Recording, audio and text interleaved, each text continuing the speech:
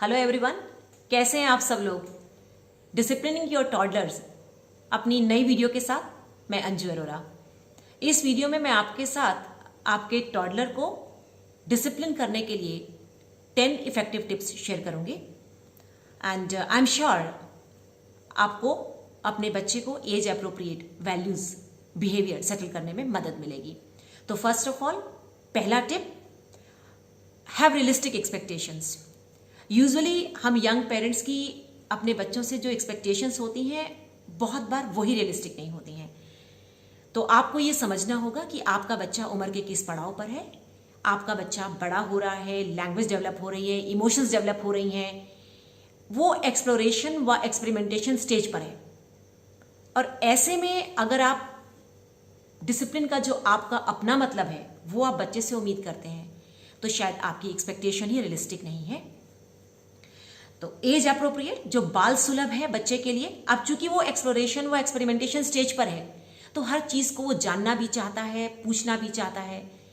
तो बाल सुलभ स्वभाव में उसको नॉर्मल चीजों को छू कर देखने दीजिए। और अगर आपसे वो कुछ पूछ रहा है, मम्मा ये क्या है, पापा ये क्या है, तो उसे बताइए बजाय स्नब करने के। हाँ, अब आप हर चीज नहीं छूने दे सकते हैं, बच्चा है तो घर चाइल्ड प्रूफ करें, यानी कि वो सामान जो बच्चे को छूने नहीं देना है, बच्चे को चोट पहुंच सकती है, सामान खराब हो सकता है, वो उसकी रीच से बाहर करिए। This will help you a lot. आपके बच्चे को किस चीज को छूना है, किस चीज को नहीं छूना, धीरे धीरे उसे ये समझ में आ जाएगा। सेकेंड टिप जो आपने ध्यान रखना है, give choices wherever possible. इसका सीधा सा मतलब अगेन वो यही है कि आप, चूंकि बच्चा आपका अपने अस्तित्व को पहचानने लगा है, उसे अपनी ऑटोनॉमी का इंडिपेंडेंस सीख करने लगा है और वो चाहता है कि वो कुछ कामों को अपने हिसाब से कर पाए। और जब आप उसे चॉइस दे देते हैं, अब आपने बच्चे को शाम को उसे खेल कर आने के बाद आपने उसे दूध देना है पीने के लिए, तो आप उससे पूछ सकते हैं कि बेटा आप ठंडा दूध पियोगे या गर्म दूध में बॉर्नवीटा पियोगे। आपने बच्चे के लिए कपड़े निकालने पहनने के लिए, तो हर वक्त उससे पूछने की जरूरत नहीं है, लेकिन वंस इन अ वाइल आपने ड्रेस निकाली, अब जो घर पहनने के कपड़े हैं उसमें से कोई एक कपड़ा, दो कपड़े निकाले और उसको दिखा के पूछ लिया, बेटा व्हाइट पहनना है, ब्लू पहनना है। ऐसा करने से आपके बच्चे को ऑटोनॉमी का एहसास होता है, उसकी सेल्फ स्टीम नर्चर होती है और वो बेवजह जिद नहीं करता, क्योंकि उसको अपनी इंडिपेंडेंस का एहसास हो रहा है, उसे समझ में आ रहा है कि उसकी भी कोई से है। Next tip, remember parents. आप हर समय हर बात के लिए ना नहीं कह सकते। You cannot say no for everything at all times. बच्चे की एज के हिसाब से आपको उसको लिबर्टी भी देनी होती है, उसको आपको एक्सप्लोरेशन अलाउ भी करना होता है। किन चीज़ों के लिए आप उसे करेक्ट करेंगे, डिसिप्लिन करेंगे, और किन चीज़ों के लिए डिसिप्लिन नहीं करेंगे, यह समझना भी एक स्किल और आर्ट है। हम बच्चे के बिहेवियर को दो भाग में डिवाइड कर लेते हैं, एक लो इंटेंसिटी बिहेवियर्स, एक high intensity behaviours. Low intensity behaviours वो होंगे जिनको आप इग्नोर कर सकते हैं, जिनके लिए आपको डिसिप्लिन लगाने की कोई ज़रूरत नहीं है। लेकिन हाई इंटेंसिटी बिहेवियर वो होंगे जिन पे आपको बच्चे को करेक्शन लगाना होगा। एग्जाम्पल के लिए, आपका बच्चा किसी पर्टिकुलर टॉय से खेलने की जिद कर रहा है, वो आज लॉबी में ना बैठ के बेडरूम में ही नीचे बैठ के खेलने की जिद कर रहा है, तो ये लो इंटेंसिटी बिहेवियर है, इसको आप इग्नोर कर सकते हैं और आप अलाउ भी कर सकते हैं। लेकिन आपका बच्चा अब खिलौने उठाकर पटक रहा है, किसी को मार रहा है, ये हाई इंटेंसिटी बिहेवियर है, इसको आपको करेक्ट करना होता है। इसी तरह से एक और एग्जांपल लेते हैं, बच्चा खाना खाने की कोशिश कर रहा है, बच्चे से खाना खाते हुए गिर रहा है, ये लो इंटेंसिटी बिहेवियर है, क्योंकि बच्चा अपनी इंडिपेंडेंस को एक्सप्लोर कर रहा है, खुद इंडिपेंडेंट होना चाहता है और मुझे उसे खाना खाने की इजाजत देनी ही होगी, उसे सिखाना ही होगा। इसको हम इग्नोर कर सकते हैं, थोड़ा खाना गिर रहा है। लेकिन बच्चा जानबूझ के खाना गिरा रहा है, ये हाई इंटेंसिटी बिहेवियर है, इसे मुझे करेक्ट करना होगा। लेकिन अब ये भी ध्यान रखना है कि हमें उसे करेक्शन करना कैसे है, विद दिस अंडरस्टैंडिंग कि आपके बच्चे की खाने के प्रति वैल्यू और आपकी खाने के प्रति वैल्यू दो अलग चीजें हैं। बच्चों को करेक्शन कैसे लगाए वो हम अगली वीडियो करेक्टिंग योर टॉडलर्स में सीखेंगे। लेकिन याद ये जरूर रखना है कि आप हर वक्त हर बिहेवियर को ना नहीं कह सकते हैं, तो we have to learn as parents to choose our battles very wisely with children. Next important tip, distract and redirect energy. जब आपका बच्चा मिसबिहेवियर पे उतर आया है, उस वक्त भी आपको उसे डिसिप्लिन करना होता है. जिद में है, बदतमीजी कर रहा है, तो आपसे preventing tantrums and handling tantrums में इन जिदों के बारे में कैसे उन्हें प्रिवेंट करना और कैसे हैंडल करना है बात की थी. दोबारा उसी बात को बता रही हूँ कि अगर बच्चा बदतमीजी पर उतर आया है, उस वक्त पे आपको उसे कोशिश करें कि एनर्जी को रीडायरेक्ट कर दें. डिस्ट्रैक्ट करें बच्चों को और रीडायरेक्ट कर दें. इन बच्चों का टेंशन स्पैन बहुत छोटा होता है, इसका फायदा उठाएं आप, और जो काम उनको करना अच्छा लगता है उस वक्त पे आप बच्चे को उस काम में इंगेज कर लें. नेक्स्ट इंपॉर्टेंट टिप जो आपको याद रखना है बच्चों को डिसिप्लिन करते वक्त, at any time yelling and spanking is not allowed. बच्चे को ना तो आपने चिल्लाकर कोई बात बतानी है और ना मारकर अपना कहना मनवाना है. बच्चों को डिसिप्लिन करते हुए आपने कभी भी भावनाओं में बहकर उल्टा सीधा ना तो बोलना है और ना हाथ लगाना है. जो करवाना है वो आप बच्चे को आराम से बताएं. अगर आप बच्चे को ये कह रहे हैं कि खिलौने बास्केट में डालो और वो नहीं डाल रहा, तो प्रॉब्ली आपके टॉडलर को 3, 4, 2.5, 3 साल 5 साल के बच्चे को अभी इतना नहीं पता ऑर्गेनाइजेशन क्या होता है. तो जो काम आप उससे करवाना चाहते हैं साथ साथ आप उसको सिखाते भी हैं. तो नीचे बैठ जाएं, खुद डालें साथ में बास्केट में टॉयज और उसको बोले बेटा चलिए सामान बास्केट में डालेंगे.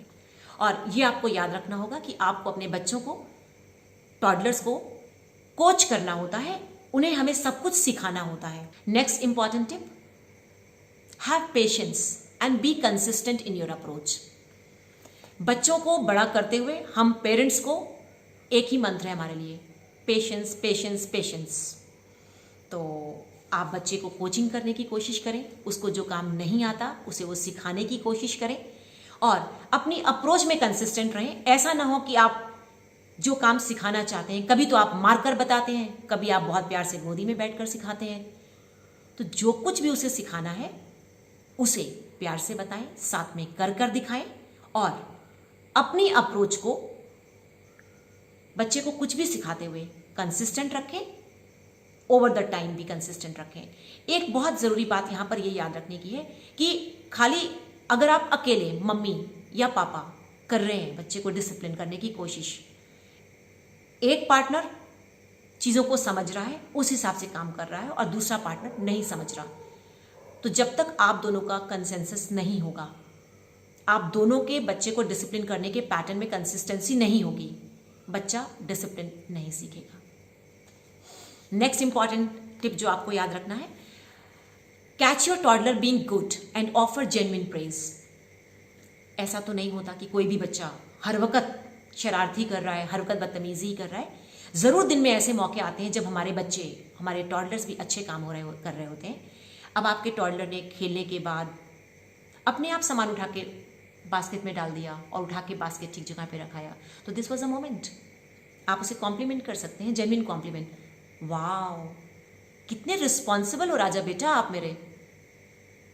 I am so proud of your efforts, I am so proud of you.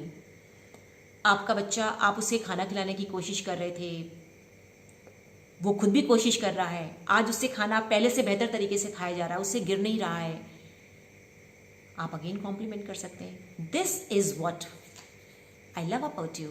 कितना अच्छे तरीके से आप आज मैनेज कर रहे हो. आई एम श्योर आप आगे भी मैनेज कर पाओगे. आपका बच्चा खाना खाने में जिद करना बंद कर चुका है, आप उसके लिए जो लाते हैं वो प्रेम से खाता है, तो दिस इज बीइंग गुड. आप उसके लिए उसको एनकरेज करिए. वाह, हाउ स्वीट ऑफ यू. आपको अब ये सब्जी भी पसंद आने लगी है. कितना अच्छा लगता है ना जब आप न्यूट्रिशियस खाना खा रहे होते हो. कितना अच्छा लगता है ना जब आप प्यार से सबके साथ मिलके खाना खा रहे होते हो. Remember, what gets praised, what gets rewarded, and here our reward is the praise. What gets rewarded is repeated. तो अपने बच्चों में वैल्यू सेटल करते हुए, बिहेवियर जो हम उम्मीद कर रहे हैं लॉन्ग रन में उसकी एक्सपेक्टेशन रखते हुए, जब जितना भी वो अच्छा कर पाए उसे हमें रिवॉर्ड जरूर करना है in the form of encouragement and genuine praise. so that कि बच्चा is motivated to repeat that thing again. Next important tip, parents आपको जो समझना है, that is don't treat your child like an adult. इसका सीधा सा मतलब है कि आप अपने टॉडलर को डिसिप्लिन करते हुए, बिहेवियर वैल्यू सेटल करते हुए बहुत ज़्यादा डिटेल एक्सप्लेनेशन में मत जाएं, क्योंकि आपका बच्चा उम्र के उस पड़ाव पर है जहां भाषा डेवलप जरूर हो रही है, वो अपनी बातें कहना जरूर सीख रहा है, लेकिन जो आप इतनी लंबी लंबी एक्सप्लेनेशंस देते हैं या लेक्चरिंग करते हैं, अभी उसको उसकी समझ नहीं आ रही है। तो बेहतर है आप मत बोले, क्योंकि जो आप बोल रहे होते हैं ना, समटाइम्स उस खींच की वजह से ही काम ना करने का दिल करता है। जो बातें करनी है वो कंस्ट्रक्टिव करिए, लेकिन काम ना करने के लिए, काम क्यों करना है, कैसे करना है के लिए कभी भी लेक्चरिंग मोड में मत जाइए, एक्सप्लेनेशन मोड में मत जाइए। बच्चा अभी छोटा है। Next, don't negotiate with your children. Means अगर आपका बच्चा कभी बैड बिहेवियर शो करता है, कभी टेंट्रम थ्रो करता है, और उस वक्त उस शॉर्ट टर्म गोल को अचीव करने के लिए कि बच्चा अभी चुप हो जाए, बच्चा अभी इतने लोगों के सामने मेरा कहना मान ले, आप उसके साथ नेगोशिएट मत करें इन द फॉर्म ऑफ, या तो आपने वो डिमांड पूरी कर दी जिसके लिए उसने जिद करी, या आपने वो सामान दिलवा दिया जो उसने मांगा, या वो जो बिहेवियर मिसबिहेव कर रहा था आपने उसको इग्नोर कर दिया। नो, देयर विल बी, बच्चों को बड़ा करते हुए, बच्चों को रेस करते हुए, उनकी वैल्यू सेटल करते हुए, उनके बिहेवियर को सेटल करते हुए आपको नेगोशिएशंस नहीं करने हैं। जो बच्चे को करने के लिए सही है वो अभी भी सही है, कभी भी सही है। तो कभी कोई घर में मेहमान है तो मैंने इग्नोर कर दिया, मैंने उसको उसकी पसंद का काम करके दे दिया। No, that again whatever you reward gets repeated. तो अगर आपने उसके गलत बिहेवियर को जस्ट बिकॉज कि घर में कोई था, बाजार में 4 लोग देख रहे थे, आपने उसको वो सामान दिलवा दिया, वो बात मान ली, तो आपने उसके बिहेवियर को रिवॉर्ड कर दिया, it definitely will be repeated again. ध्यान रखेंगे। एंड फाइनली नेक्स्ट टिप जो आपको याद रखना होता है, not only for toddlers, I believe for all the children, for all ages, as long as you are parent, be a role model always. As parents, as a mother, as a father, हम कभी भी ये afford नहीं कर सकते हैं कि हमारा बच्चा वो करे जो वो ना करे जो हम खुद तो करते हैं। मैं खुद तो दूसरों से बदतमीजी से बात करती हूं, लेकिन मेरा बच्चा हमेशा सबसे तमीज से बात करे। मैं खुद तो 4 गाली निकालकर बात करता हूं, लेकिन मेरा बच्चा कभी गाली ना दे। तो एज पेरेंट्स हमें हमेशा रोल मॉडल रहना होता है, और ये हमारी जिम्मेदारी होती है कि हम बच्चों के सामने क्या बोलेंगे और क्या नहीं। आई बिलीव हम सब जानते हैं, समझते हैं, परफेक्शन जैसी कोई चीज़ होती नहीं है, और कोई भी परफेक्ट पेरेंट भी नहीं होता है, लेकिन हम इतनी समझदारी जरूर रख सकते हैं कि हमारा बच्चा जब ग्रोथ की स्टेज पर है तो वो हमारे द्वारा किन आचरण को देखे जिसको वो फॉलो करे तो हमें शर्म ना आए, किन शब्दों को वो सुने कि जब वो बोले तो हमें बुरा ना लगे। तो बी अ रोल मॉडल। तो these 10 tips which I have shared with you, not only for toddlers, even for your children of any age, if you follow these tips, believe me, आप बच्चों को बहुत सुंदर तरीके से डिसिप्लिन कर पाते हैं। और फाइनली याद रखें, मेरे चैनल अंजू अरोरा को सब्सक्राइब करें, जिससे कि मेरी कोई भी नई आने वाली वीडियो का नोटिफिकेशन आप तक पहुंचे और मैं आप तक parenting tips, effective parenting strategies timely पहुंचाती रहूं। Thank you, enjoy, happy parenting.